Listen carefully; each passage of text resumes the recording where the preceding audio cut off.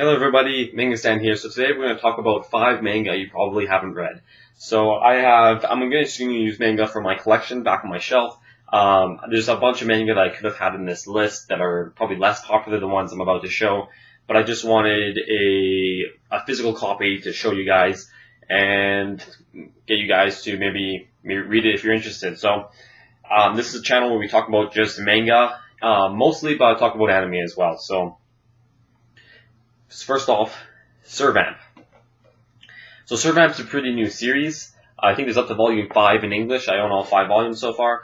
And basically, it's a very slow-paced series, I'll have to give it that. But it's very good. It's basically the idea that the servant vamp, there's basically servamps, and they're servants to their masters, which are humans. I think when a servant bites a human, they're slaves to the human, instead of like the opposite way around. But these servamps, if you like Seven Deadly Sins, these servamps are based on the 7 deadly sins. There is 7 servamps, and the conflict arises when an 8th servamp comes up. Basically, just comes out of nowhere. They don't really explain how it went yet.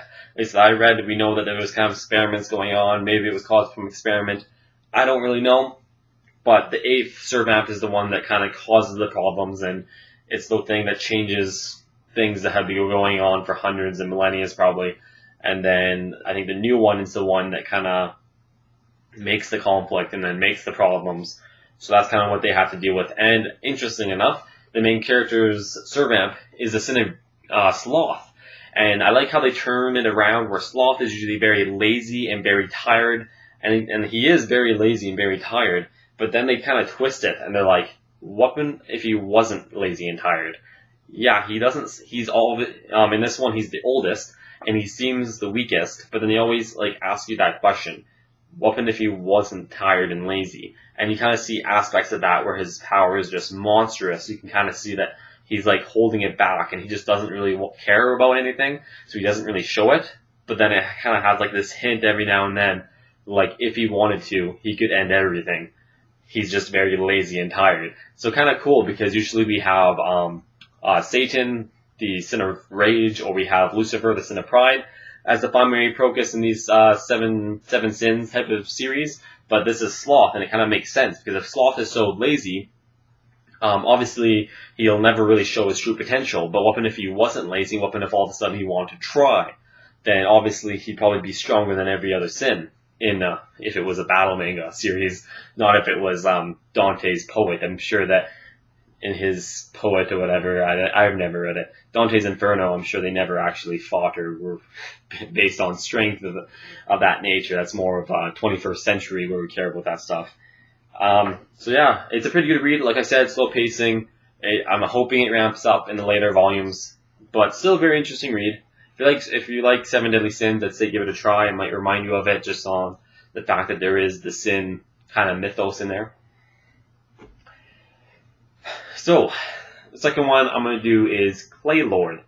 Clay Lord is a very tragic story. I don't want to spoil it just because I don't want to talk to you, but the main character is a little kid. Very cute kid. He belongs to a special bloodline that enables him to make better clay monsters basically than everyone else, and basically this world, making golems is the most important thing instead of magic or something. It's very specialized, and only golems can be created in this world. That's the only supernatural thing in this world. There's no magic, there's no anything else that's, at least so far that I've read. Maybe in the Japanese manga it goes further. So far that I've read, basically it's very centric to just golems. But the golems can get pretty crazy, and it kind of connects with the love of your creations, putting love in your creations, and that will make them shine. So if you've ever worked hard on something, ever created something, then you're probably going to connect to this as a series. If you're an arts and craft person, definitely. And then it has, like I said, a very tragic backstory. It's kind of slow, but then the backstory is really good, and we're just kind of getting into it right now. I'm on volume 3, and the volume 3 is faster paced than Servamp so far at volume 5. So, and I think that after volume 3 it's going to start ranking up. But I think Servamp and Clay Lord are trying to be long series just because of just a bit more slow pacing. Usually with slower paced series, you can kind of tell that they're probably going to be longer because they want to develop that story and reach out for that story and keep on digging it as much as they can. Instead of some series I've read which are around the 10 volume range, and they try to zoom past everything and just have very good pacing. Both styles are good, but Playlord, really recommend. Very good read.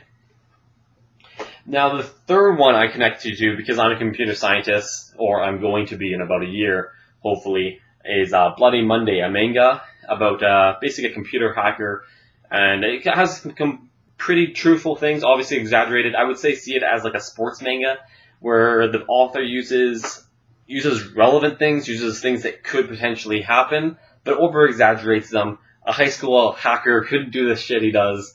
No, well, not really, not really, no. Because basically they talk about the idea of using multiple computers. Basically his computer gets fried and the enemy's like, oh, we beat him because they have the secret agent that's taking over the school. And basically it's a murder plot, it's a big murder plot, but they find out that this kid knows some things, and so they have someone just secretly like erase the information on the school, and then the kid's like, well, I've actually already backed it up. It turns out he's made Trojans. I don't think they said he made Trojans. This is how you would probably do it. He made Trojans that infected millions of computers, and he now has access to all these computers, or Trojans, or root worms. There's a lot of shit you could do to get this done, but basically the idea is that you take control of millions of computers without their knowledge. They say that 1/3 of computers are actually at this stage already, where 1/3 of computers are actually under control or under observation by someone else. And that is really could be true, because if someone makes a virus that you can't detect, your computer can't detect, no virus can detect, and all it's doing is it's trying to steal your computer power and using your wireless connection to use that computer power to hack someone else. And that's basically the concept that the main character uses.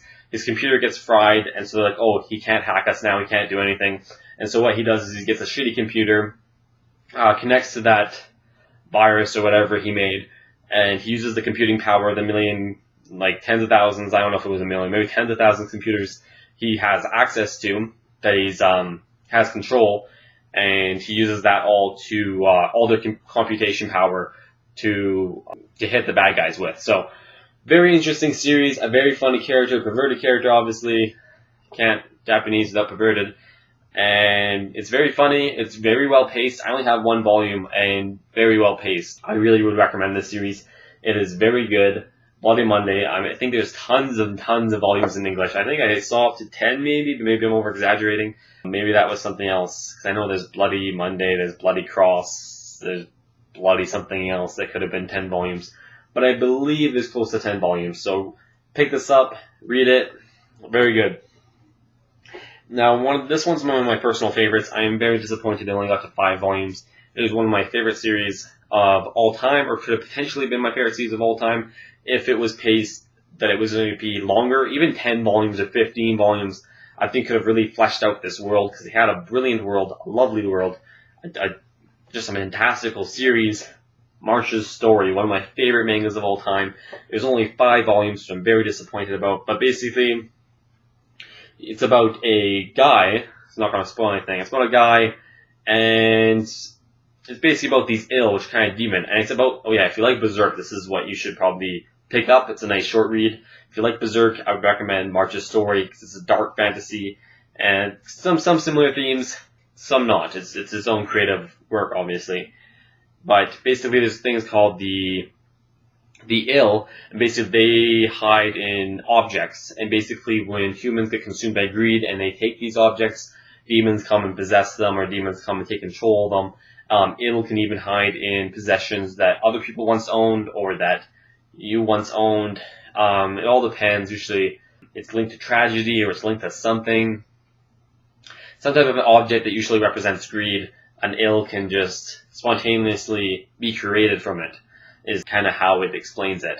Basically, enough greed builds up in the object, or enough darkness, some type of sorrow, builds up in this object, and you take that object out of greed. This could happen to you. Even if you don't take it out of greed, like, just don't touch objects, and don't touch objects in this world, basically. Don't touch anything that's not yours. If you do, you're gonna die. But explicit content, you will see naked chicks, you will see blood and guts. The main character's ability has to do with thorns, so he makes thorn sights, pierces people with thorns. A very wonderful ability for a main character, I'd have to say. I don't think thorns has been a main character's ability in manga and anime for a while. At least I don't remember. And yeah, very bloody. She has a tragic backstory. Don't want to spoil it. And yeah, it's just pretty crazy. So I really recommend it. It's like a dark fantasy series. Actually, not really fantasy. It's set in the modern age, but really good series. Really recommend. That's my second pick. My first pick, I don't know. I think this is ranked in unpopularity. I don't know if maybe one of them is more unpopular than the other, but this is one I found at my chapters, and there was just one book standing there. I know there's more. I really want to get more. 7 Billion Needles. And how could I not buy a title called 7 Billion Needles? Like, I was like, is someone going to get stabbed with 7 billion needles? This is my buy. Right here. So, really enjoyed this manga. It's about your average little girl. She has a bit of an attitude to her. That's the main character. She always has headphones on. She doesn't really connect with people very well. She's kind of an outcast. And in the first page, she gets hit by a meteor and vaporizes. That's where it starts. So I was like, gets you hooked right away. And like, wow, she's dead. And all of a sudden, she's back to normal. And that's all I'll explain. She's back to normal. And yeah, and so that's actually her burning to a crisp right there from the meteor. So it's even on the front page. Very good series. Really recommend it. It has to do with kind of aliens and kind of the roots of evolution and just some very interesting stuff. Some very sci-fi stuff. So yeah, sci-fi. If you like sci-fi, if you like action, if you like a bit of blood, it's a semi-gory series with sci-fi elements, and I couldn't recommend it more. I really enjoyed this. I will pick up all the volumes eventually. And I believe it's a short series. I believe like March's story. They're both really short series. Unfortunately, some of these good series, I think, rather just want a short story just for the sake of it. March's story, it was kind of obvious that they probably didn't want a short story for the sake of it. That it was probably ended sooner than they wanted it to be. 7 Billion Needles, I don't know. But at least March's story does finish its story. It does finish its story. It's 5 volumes, but it just feels like during the 4th and 5th, it just ranks up its pacing. It's like, this is what's happening right now.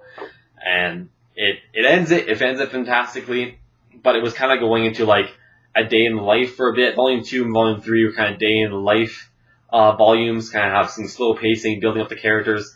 And then Volume 4 and 5 were just like, end plot, boom.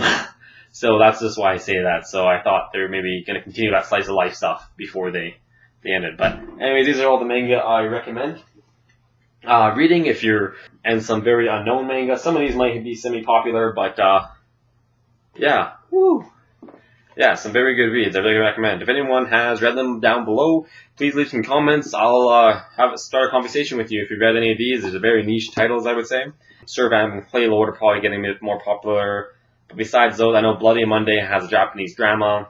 These two, I think, are the least popular on my list. March's Story and 7 Billion Needles. So, thank you everyone for watching. Have an awesome day.